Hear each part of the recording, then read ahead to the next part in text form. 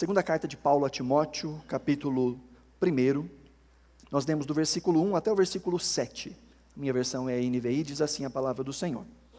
Paulo, apóstolo de Cristo Jesus, pela vontade de Deus, segundo a promessa da vida que está em Cristo Jesus, a Timóteo, meu amado filho, graça, misericórdia e paz da parte de Deus Pai e de Cristo Jesus, nosso Senhor. Dou graças a Deus, a quem sirvo com a consciência limpa, como o serviram os meus antepassados, ao lembrar-me constantemente de você, noite e dia em minhas orações. Lembro-me das suas lágrimas e desejo muito vê-lo, para que a minha alegria seja completa.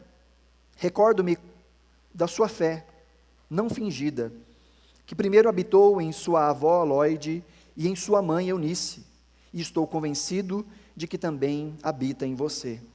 Por essa razão, torno a lembrá-lo de que mantenha viva a chama do dom de Deus que está em você, mediante a imposição das minhas mãos. Pois Deus não nos deu espírito de covardia, mas de poder, de amor e de equilíbrio. Essa é a palavra do Senhor. Nós nos reunimos como igreja, em primeiro lugar, para adorar a Deus, para adorar a Jesus, para prestar a Ele o nosso culto de adoração, de celebração, de engajamento. Mas também nós nos reunimos com o propósito de edificarmos uns aos outros, por meio da exposição da palavra, por meio de louvores, como diz o apóstolo Paulo, salmos, hinos, cânticos espirituais, por meio da presença, estarmos juntos. E há tantas formas de sermos edificados e de edificarmos uns aos outros, inclusive através de exemplos, através de referenciais, através de pessoas que partilham da sua caminhada e da sua fé conosco, para que nós possamos de alguma forma copiar, imitar, se inspirar e coisas do tipo. Deus, de uma maneira tão bondosa, nos ensina a olharmos para a fé daqueles que vieram antes de nós. E isso acontece também ao olharmos não só para a fé, mas para o exemplo daqueles que vieram antes de nós.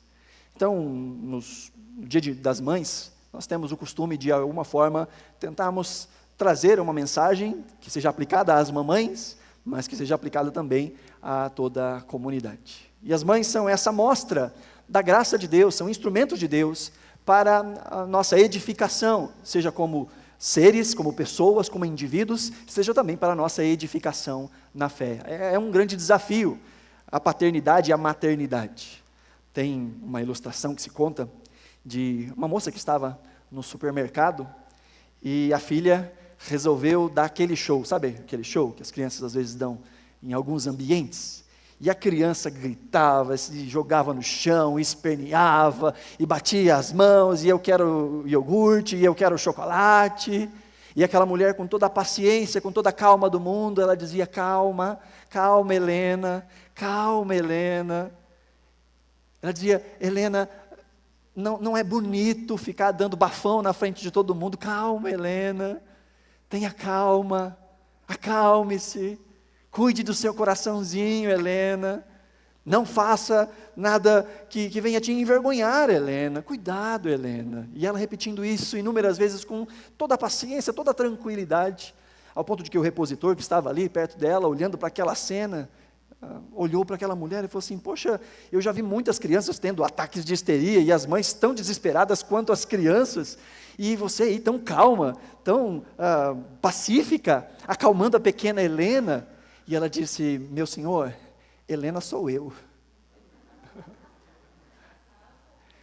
Sim, as mamães precisam de paciência, precisam de calma e de muitos outros adjetivos e qualidades na sua árdua tarefa de formar e de entregar a este mundo uma pessoa que seja mais parecida com Jesus. E como responsabilidade, Deus lhe dá a graça. Quando nós olhamos para esse texto, vemos aqui citadas duas mulheres que tiveram um papel crucial na vida e no desenvolvimento desse jovem discípulo do apóstolo Paulo, este rapaz, agora já mais adulto, chamado Timóteo. Timóteo foi coluna na igreja de Éfeso, um grande amigo do apóstolo Paulo, ao ponto de Paulo citá-lo inúmeras vezes. Cerca de 15 vezes, Paulo fala de Timóteo em suas cartas, inclusive apontando Timóteo como um bom exemplo, e apontando para Timóteo como sendo alguém que era muito querido para o apóstolo Paulo. Nós vemos aqui, esta última carta, escrita pelo apóstolo Paulo. Paulo estava preso, não é aquela prisão que é descrita no livro de Atos, quando Paulo é preso em Atos, depois ele é solto, e ele é preso novamente, isso a história nos conta, durante o império do famoso Nero, aquele que incendiou Roma e colocou a culpa nos cristãos. Inclusive o apóstolo Pedro vai ser martirizado e crucificado de ponta cabeça, e Paulo vai ser decapitado após essa prisão, porque os cristãos passam a ser considerados culpados pelo incêndio que aconteceu em Roma, e é nesse momento que estes apóstolos são martirizados. Paulo está literalmente no corredor da morte, e diferente da primeira prisão, nessa ele já não tem esperança nenhuma de ser salvo, tanto que essa carta é uma carta de urgência. Essa é uma carta em que ele está falando o tempo todo: Timóteo, presta atenção nas coisas que eu te ensinei. Paulo está muito preocupado com o legado que está ficando, principalmente para Timóteo, que era o seu pupilo, o seu sucessor, por assim dizer. É nessa famosa carta que nós vemos o apóstolo Paulo escrevendo o seu epitáfio, dizendo que combateu o bom combate, que guardou a carreira, que perseverou na fé. Essa aqui nós vemos as últimas palavras do apóstolo Paulo a esse seu discípulo Timóteo. E nas suas últimas palavras, o que ele escolhe é falar com Timóteo. O que ele escolhe é falar do cuidado que Timóteo tem que ter com o Evangelho. E nós vamos vendo ao longo de toda a carta, são 4 capítulos, e no primeiro capítulo Paulo diz: Timóteo, guarda o Evangelho. No segundo capítulo ele diz: sofra pelo Evangelho. No terceiro capítulo ele vai dizer: persevere no Evangelho. E no quarto capítulo ele vai dizer: pregue o Evangelho. Paulo está preocupado que Timóteo continue aquilo que Paulo já não poderá mais fazer, porque ele sabe que está prestes a ser derramado, ele mesmo diz, como uma oferta diante do Senhor. E para apelar para Timóteo, para que ele continue caminhando nesta fé e nesta coragem, Paulo faz questão de lembrar da fé da família de Timóteo. E ele fala aqui no versículo 5, novamente: recordo-me da sua fé não fingida, que primeiro habitou em sua avó Lóide e em sua mãe Eunice. Aqui nós vemos a influência de uma mãe piedosa. Como a mãe e a avó de Timóteo tiveram esse papel tão importante na formação espiritual de Timóteo. Paulo vai tratar aqui de um tipo de fé que não é simplesmente uma fé falada da boca para fora. Ele fala de uma fé que habitou a vida da mãe e da avó.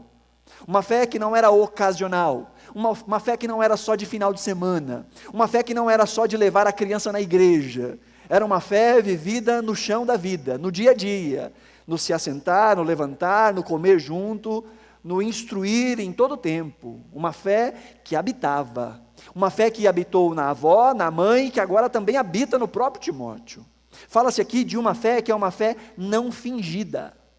Na nossa sociedade, às vezes as pessoas confundem fé com acreditar simplesmente, ou fé com um sentimento. Eu tenho muita fé. Tem gente que joga na Mega Sena e fala assim: eu tenho fé que dessa vez eu vou ganhar, e confunde desejo, vontade, expectativa, esperança com fé. Não é assim que a Bíblia trata de fé.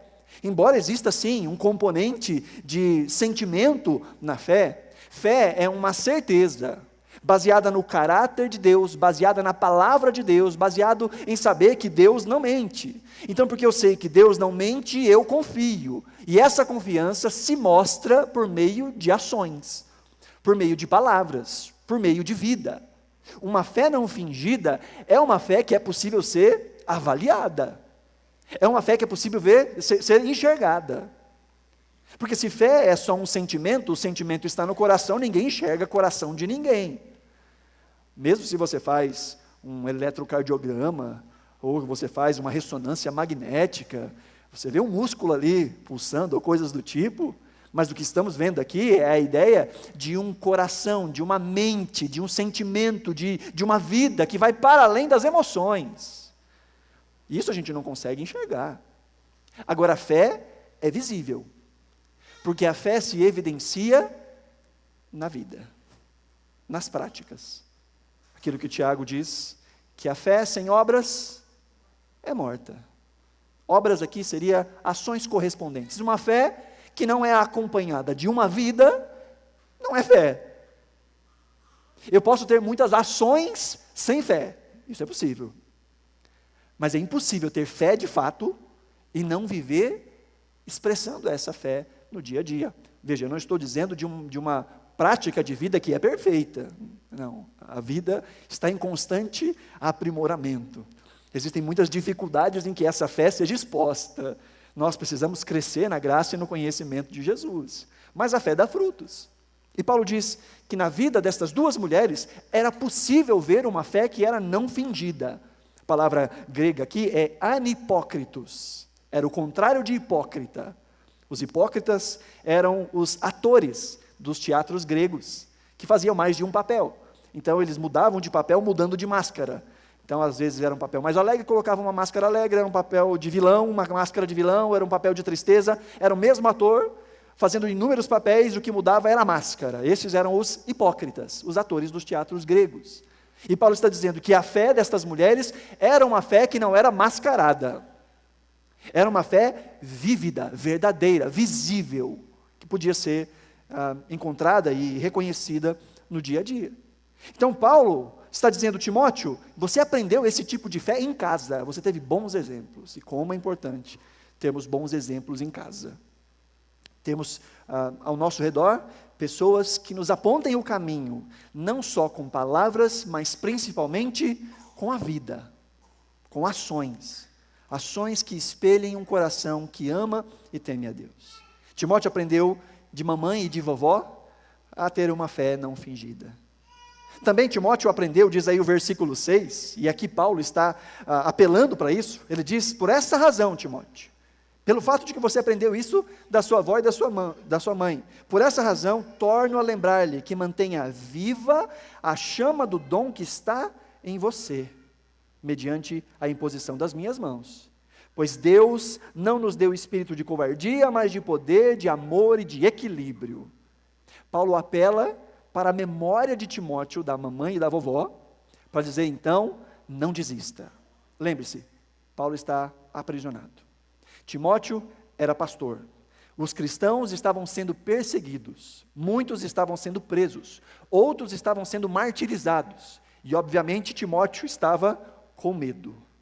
E Paulo escreve para que Timóteo continue na força, continue na fé, continue se doando. Hoje na nossa sociedade brasileira, as pessoas acabam desistindo da fé por tantos motivos, né? Muitos motivos que são, desculpe dizer, bobos. Que desistem da fé por coisas bobas. Enquanto existem pessoas, ainda nos dias de hoje, que literalmente estão entregando as suas vidas por amor a Jesus.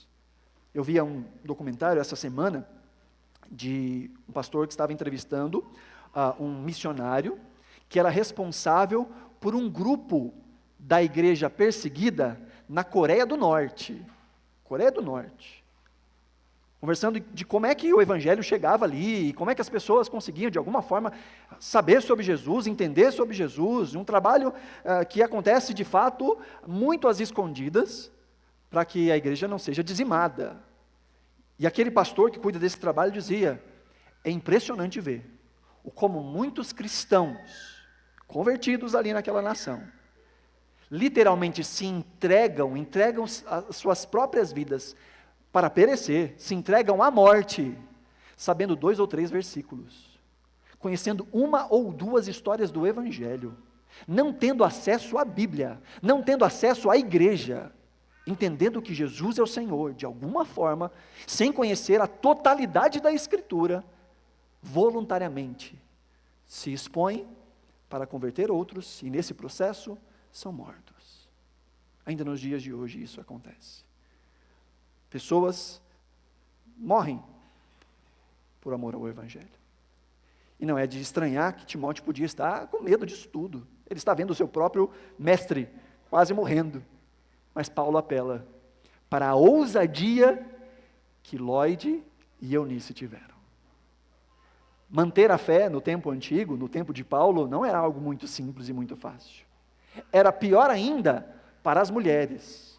E pior ainda para mulheres que não tinham, de alguma forma, o respaldo dos seus maridos. Aí era pior ainda. E Eunice e Lloyd eram mulheres de fibra que amavam ao Senhor, que temiam ao Senhor e que passaram essa fé para o pequeno Timóteo. A pergunta é, onde está o pai de Timóteo? Nós temos uma breve informação do pai de Timóteo, lá em Atos capítulo 16, quando o apóstolo Paulo chega ali na região de Listra, Derbe, onde era a nação, ou a cidade, de onde Timóteo era natural. O texto nos diz ali que Timóteo era filho de uma mãe judia convertida, e o pai dele era grego, ou um gentio, ou alguém que não era temente ao Senhor. Essa é a única informação que nós temos, nós não temos mais nenhuma informação sobre o pai de Timóteo.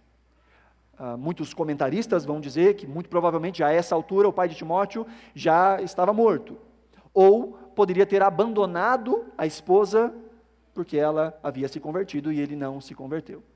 O texto não fala mais nada a respeito do pai de Timóteo. Nós sabemos lá em Atos 16 também, que Timóteo, quando é levado pelo apóstolo Paulo na caravana missionária, a primeira coisa que Paulo faz, para que não seja um empecilho à entrada de Timóteo na sinagoga, embora Timóteo fosse um judeu, é circuncidar Timóteo. Porque Timóteo, embora fosse um judeu de nascimento, não era circuncidado. Porque isso quem fazia era o pai. Era o pai que levava o filho para ser circuncidado. Era neste momento familiar, com 8 dias de nascido, que a criança era circuncidada como um selo da aliança do Antigo Testamento. E Timóteo não era circuncidado, logo o pai de Timóteo não tinha envolvimento na sua formação espiritual. Onde está o pai de Timóteo? Nós não sabemos. Mas o que nós sabemos é que a ausência desse pai não foi impeditivo para que Timóteo se tornasse um grande homem e se tornasse um grande evangelista. O que é muito apropriado na nossa nação. Uma pesquisa de 2022, feita pela FGV, diz que no Brasil, hoje, atualmente, mais de 11 milhões de famílias são comandadas por mães solo. São mulheres que criam seus filhos sem a presença do pai, muitas vezes sem o auxílio mesmo financeiro do pai. Mulheres que dividem a sua vida numa dupla jornada, de trabalhar fora para poder ter sustento em casa, de trabalhar dentro para poder criar seus filhos. E nós vemos muitas mulheres que se desdobram nestes afazeres, e muitas vezes se sentem incapazes, e não sabem nem se vão dar conta de ensinar os seus filhos no caminho do Senhor. Ao vermos a história de Timóteo, nós vemos que existe graça de Deus para estas famílias. Que Deus é bom e a misericórdia do Senhor supre aquilo que os nossos arranjos familiares muitas vezes falham em fazer. Sim, a Bíblia nos aponta a família tradicional como sendo um padrão, mas a família tradicional bíblica, aquela em que marido e esposa se amam, aquela em que pais e filhos têm uma boa dinâmica, aquela família onde há respeito, porque existem muitos lares em que todas as pecinhas estão ali, mas é tudo disfuncional. Muitos lares em que o único arranjo que está funcionando é o fato de terem filhos. E esse, inclusive, é um grande problema dentro daquelas famílias. Então, embora assim a Bíblia nos aponte este referencial como sendo algo a se desejar, algo a se buscar, algo a se lutar por, pensar em construir famílias à luz das Escrituras, pensar em estabelecer relacionamentos, casamentos que sejam primeiramente baseados no amor a Deus, porque aquele que não consegue amar a Deus não tem condições de amar o próximo. Aquele que não respeita a sua relação com Deus não tem condições de respeitar o próximo. Então tudo começa numa vida de devoção ao Senhor.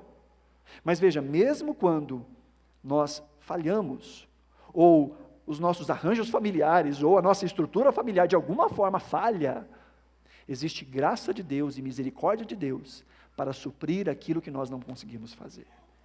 E Deus tem graça e derrama bondade, amor, misericórdia e suprimento também àquelas que lutam, muitas vezes sozinhas, para criar os seus filhos.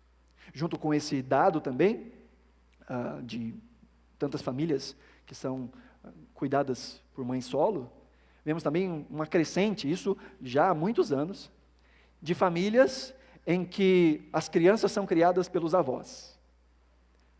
Isso está crescendo cada vez mais, cada vez mais. Houve um tempo em que só os pais, homens, que eram os, sem vergonhas, por assim dizer, que vão embora e abandonam a mulher. Hoje em dia, por inúmeros motivos, também a família toda se desfaz e acaba sobrando para a avó, às vezes com um vô junto, criar as crianças no caminho do Senhor. São muitos os arranjos familiares dificultosos.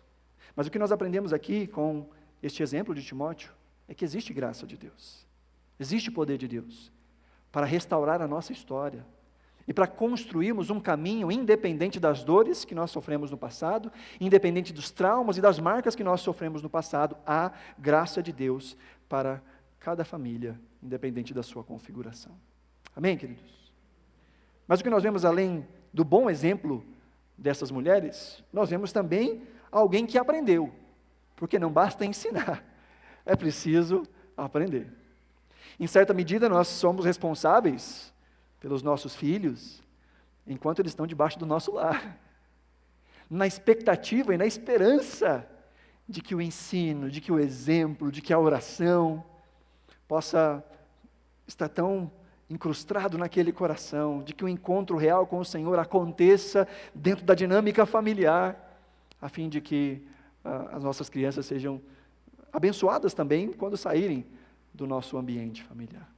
E enquanto nós temos condições de ensinar os nossos filhos de maneira cativa, precisamos fazer isso da melhor forma possível, na esperança de que quando eles deixarem o nosso lar, eles sejam guiados, sim, pela graça de Deus, e também se lembrando das bases que nós lançamos. É muito legal ver como o Salmo 127 fala da família, fala dos filhos. Diz que os filhos são como flechas na mão de um guerreiro. Eu acho muito legal essa ilustração, porque é exatamente isso.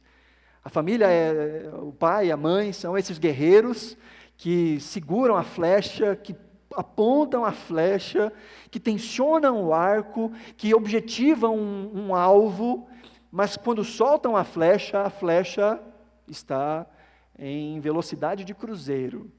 Agora, só resta orar e esperar que ela atinja o alvo para onde ela foi apontada. Já não tem mais o que a gente possa fazer a não ser orar.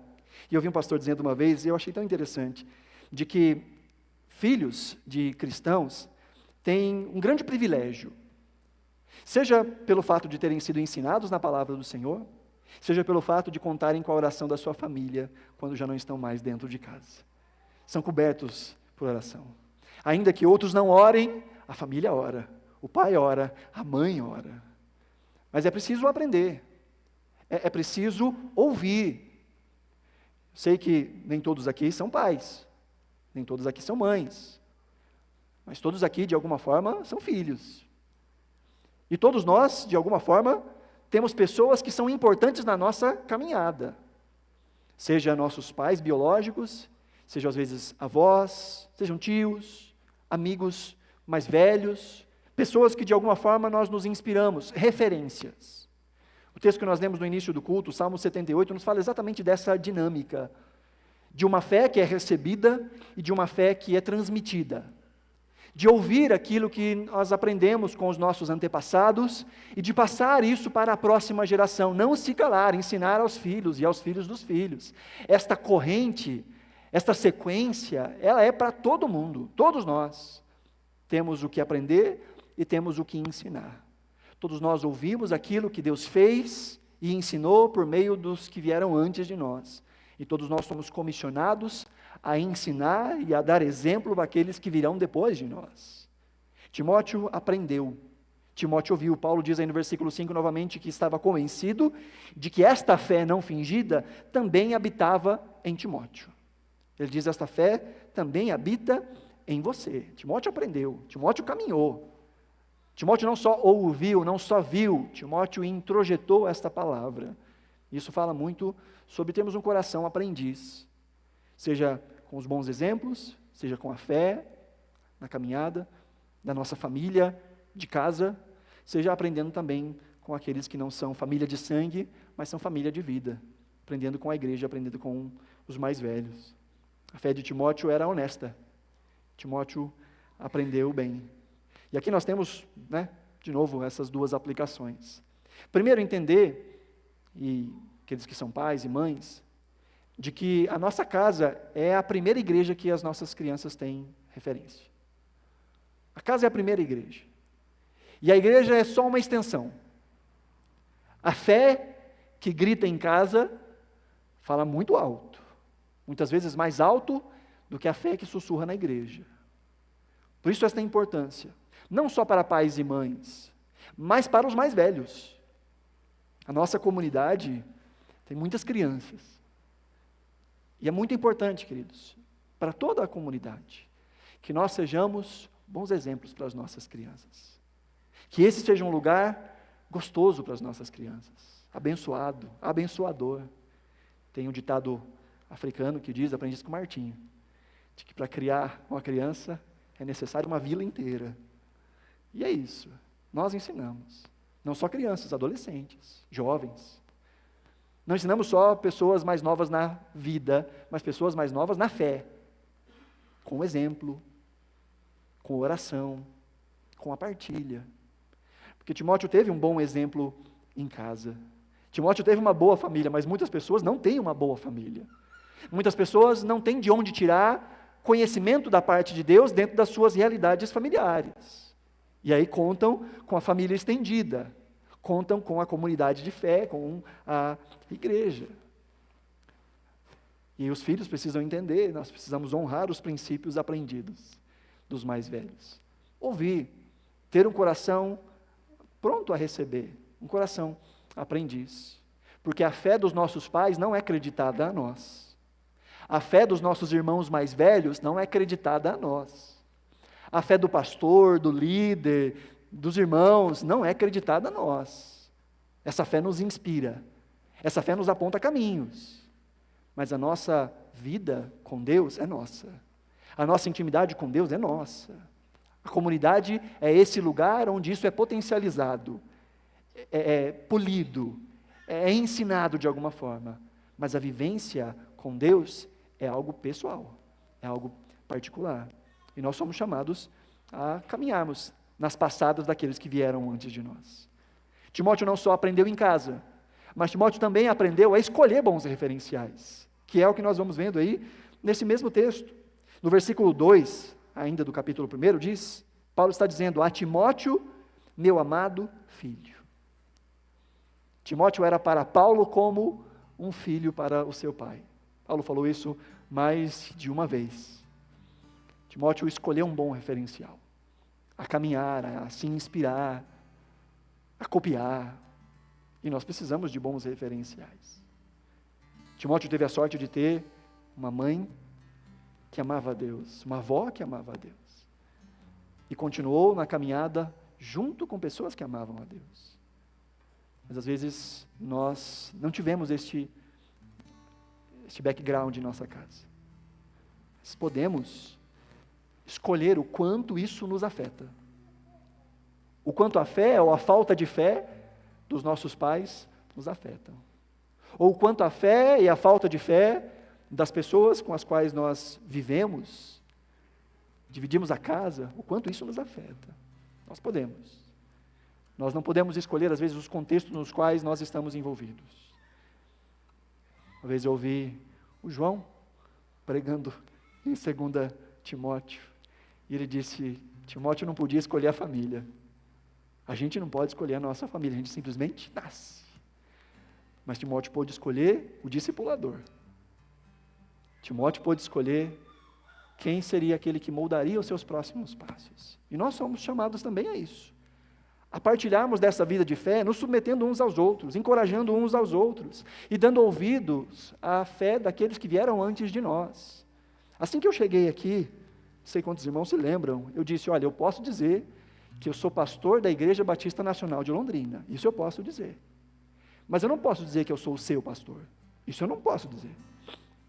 Porque isso quem tem que dizer é você. Isso é você que decide.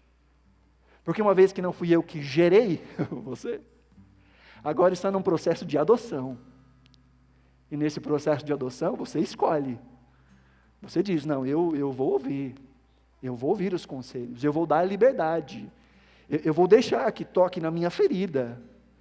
Seja não só a mim como pastor, mas as lideranças que o Senhor constitui na nossa comunidade. É você quem dá liberdade para que Deus possa trabalhar em você por meio de outros. Para que Deus use outros como instrumentos para aprimorar o seu caráter e o seu coração. Às vezes para te desafiar, às vezes para te consolar, às vezes para dizer que você está na rota errada, no caminho errado. Timóteo se colocou à disposição do apóstolo Paulo. Filipenses capítulo 2, verso 19 diz assim, palavras de Paulo: espero no Senhor Jesus enviar Timóteo brevemente, para que eu também me sinta animado quando receber notícias de vocês. Olha por que Paulo quer enviar Timóteo para Filipos. Verso 20 diz: não tenho ninguém que, como ele, tenha um interesse sincero pelo bem-estar de vocês, pois todos buscam os seus próprios interesses, e não os de Jesus Cristo. Mas vocês sabem que Timóteo foi aprovado, porque serviu comigo no trabalho do Evangelho, como um filho ao lado do seu pai. Paulo diz: eu confio no time. Timóteo é confiável, é um menino de um coração que ama o Senhor, é um menino que se deixou ser ensinado, primeiro pela vovó e pela mãe, mas também pelo próprio apóstolo Paulo. Paulo tem essa fé, que também é uma fé honesta. Paulo diz: eu aprendi dos meus antepassados, e essa fé está exposta. Ele mesmo diz aqui ainda na segunda carta a Timóteo, no capítulo 3, no verso 10, Paulo diz a Timóteo: mas você tem seguido de perto o meu ensino, a minha conduta, o meu propósito, a minha fé, a minha paciência, o meu amor, a minha perseverança, as perseguições e os sofrimentos que eu enfrentei, coisas que me aconteceram em Antioquia, em Icônio, em Listra. Quanta perseguição eu suportei, mas de todas essas coisas o Senhor me livrou. Paulo disse: Timóteo, você me conhece, a gente caminhou junto.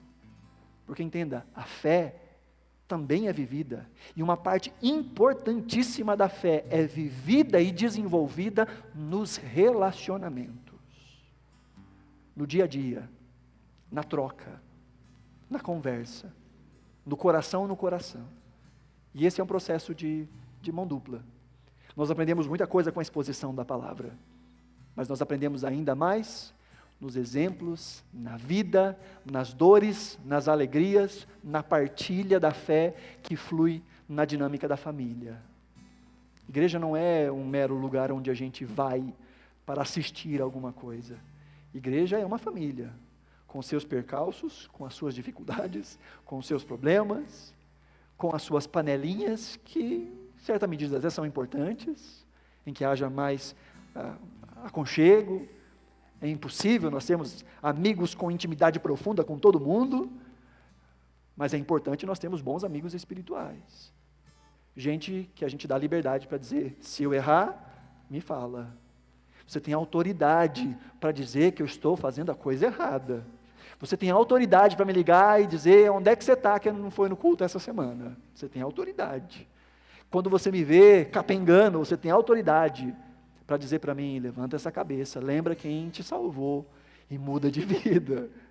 Isso é uma coisa que depende de nós, porque ninguém pode ajudar quem não quer ser ajudado. Conhece aquela historinha do menino que chegou em casa todo arranhado, machucado, e a mãe perguntou: filho, o que aconteceu? O menino era escoteiro. Ela falou: mamãe, eu aprendi no escoteiro que a gente tem que ajudar os velhinhos a atravessarem a rua, e eu fui ajudar uma velhinha a atravessar a rua hoje. Mas o que aconteceu, meu filho, que você está todo machucado? Você foi atropelado, alguma coisa assim? Ele falou: não, mãe, é que a velhinha não queria atravessar de jeito nenhum. Nós precisamos partilhar uns com os outros e ensinar uns aos outros, mas também aprender, receber, desejar receber, porque senão não há nada que o outro possa fazer. Timóteo aprendeu. A Bíblia nos ensina no versículo Filipenses capítulo 3, verso 17, Paulo dizendo: irmãos, sigam unidos, o meu exemplo. Paulo diz: sigam o meu exemplo, mas ele diz mais, ele diz: observem os que vivem de acordo com o padrão que apresentamos a vocês, pois como já disse repetidas vezes, e agora repito com lágrimas, há muitos que vivem como inimigos da cruz de Cristo. Devemos ter bons referenciais, procurar pessoas que amam a Deus, e colar nessas pessoas que amam a Deus, e copiar a fé destes que amam a Deus. Hebreus capítulo 13, verso 7 diz: lembrem-se dos seus líderes, que transmitiram a palavra de Deus a vocês. Observem bem o resultado da vida que tiveram e imitem a sua fé. Buscarmos pessoas que nos ajudem a ter referenciais. Então, a título de aplicação, primeiro, temos gratidão em nosso coração por aqueles que foram instrumento do Senhor para nos ensinar o Evangelho. E talvez você se lembre agora de algumas pessoas que foram fundamentais na sua caminhada. Na pregação do Evangelho, no discipulado, na caminhada, talvez ainda hoje, pessoas que caminham lado a lado com você e você tem liberdade para poder abrir o seu coração, descortinar o seu coração. Ser grato. Se você não tem essa pessoa na sua vida, é tempo de encontrar. É tempo de se fazer acessível, de se fazer tocável, de deixar com que outros se aproximem de você, a ouvir a fé daqueles que vieram antes. E isso não fala simplesmente de idade. Tem muita gente com muita idade que não amadureceu, que só adulteceu, que continua com pensamentos, com ações que são bem infantilizadas. Por outro lado, existem pessoas que são novas de idade, mas que têm maturidade. Timóteo era um desse. Paulo vai ter que escrever para ele uma carta dizendo: Timóteo, não deixa ninguém te desprezar pelo fato de você ser jovem. Timóteo era um presbítero. Sabe o que significa a palavra presbítero? Ancião. E Timóteo era um ancião jovem, porque maturidade não fala de idade somente. É esperado que aqueles que caminharam alguns quilômetros a mais tenham um pouco mais de maturidade e de sabedoria, mas nem sempre é isso que acontece. Então, a título de aplicação, que nós possamos aprender com Eunice, com Lloyd, a ser boas pessoas que possam passar a fé para a próxima geração. E que nós possamos aprender com Timóteo a sermos bons discípulos de Cristo e aprendemos aquilo que Deus fala por meio de pessoas que o amam, por meio daqueles que vieram antes de nós. Timóteo seria responsável também por passar isso para frente. Ainda na segunda carta de Paulo a Timóteo, se você quiser ler comigo o capítulo 2, verso 1 diz assim: portanto você, meu filho, fortifique-se na graça que há em Cristo Jesus. E as palavras que me ouviu dizendo na presença de muitas testemunhas, confias a homens fiéis que sejam capazes de ensiná-las a outros. Timóteo recebeu, Timóteo vai passar, e Paulo diz: passe para quem vai passar para frente. Essa é a vida cristã. Nós aprendemos com aqueles que vieram antes, e nós deixamos um legado para aqueles que virão depois. Seja dentro do nosso ambiente familiar, seja dentro da nossa família estendida, que é a comunidade de fé. Que sejamos aprendizes e que sejamos discipuladores. Todos temos algo a ensinar, todos temos algo a aprender.